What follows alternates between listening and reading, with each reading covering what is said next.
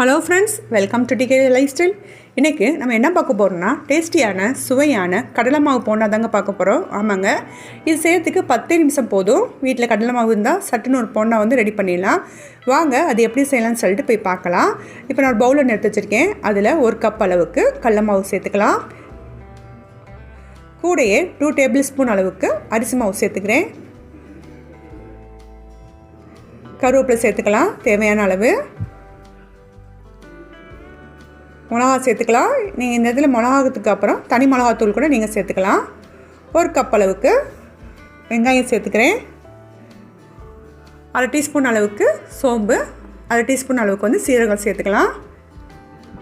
சோம்பு சீரகம் சேர்த்து செய்யும்போது டேஸ்ட் வந்து சூப்பராக இருக்கும். இப்போது ஒரு பிஞ்ச் அளவுக்கு வந்துட்டு நான் பேக்கிங் சோடா சேர்த்துக்கிறேன், சமையல் சோடா. கூடையே இதுக்கு தேவையான அளவு உப்பும் சேர்த்துக்கலாம். சேர்த்து இது முதல்ல வந்து நல்லா பிசைஞ்சு எடுத்துடலாம். எல்லாமே நல்லா வந்து மிக்ஸ் ஆகட்டும். இப்போ கொஞ்சோண்டு மட்டும் தண்ணி சேர்த்து நல்லா வந்து மாவு வந்து பிசைஞ்சுக்கலாம். ரொம்பவும் தண்ணி ஊற்றி பிசைஞ்சிடக்கூடாது. பாருங்கள், சூடான எண்ணெயும் நான் சேர்த்துக்கிறேன். சேர்த்துட்டு நல்லா வந்து மிக்ஸ் பண்ணி விட்டுடலாம். மாவு வந்து இந்த மாதிரி பக்குவத்தில் இருக்கணும். எடுத்தால் அப்படி உழுகிற பக்குவத்துக்கு இருக்கணும். அது கரெக்டாக இருக்கும். இப்போ எண்ணெய் வந்து நல்லா காஞ்சிருச்சு. நம்ம எடுத்து வச்சுக்கக்கூடிய மாவில் வந்து நம்ம சேர்த்துடலாம். அடுப்பு வந்து லோ ஃப்ளேம்லேயே வச்சு பண்ணுங்கள், இல்லாட்டி வந்து ஒட்டிட்டு வராது.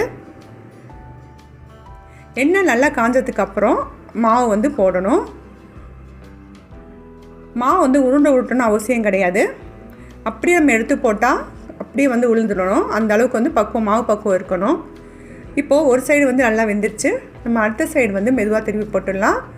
அடுப்பை வந்து கம்மியாக வச்சு நல்லா வேக வச்சு எடுத்துடலாம். பாருங்கள், இப்போ 2 சைடுமே நல்லா வெந்துருச்சு. நான் எடுத்துடுறேன். பாருங்கள், சூப்பரான டேஸ்டியான கடலை மாவு போண்டா வந்து ரெடி ஆயிடுச்சு. கண்டிப்பாக வந்து ட்ரை பண்ணி பாருங்கள். டேஸ்ட்டும் சூப்பராக இருக்கும். டீ கடைகள்லாம் பார்த்திங்கன்னா இதை செஞ்சு வச்சுருப்பாங்க. சாப்பிட்றதுக்கே டேஸ்ட்டாக இருக்கும். ஒரு டீயோட அப்படி இல்லாட்டி தேங்காய் சட்னி, கார சட்னியோடு வச்சு சாப்பிடும்போது டேஸ்ட் வந்து சூப்பராக இருக்கும். கண்டிப்பாக வந்து ட்ரை பண்ணி பாருங்கள். வீடியோ பிடிச்சிருந்துச்சுன்னா வீடியோக்கு ஒரு சப்ஸ்கிரைப் பண்ணிக்கோங்க, லைக் பண்ணுங்கள், கமெண்ட் பண்ணுங்கள், ஷேர் பண்ணுங்கள். தேங்க்ஸ் ஃபார் வாட்சிங்.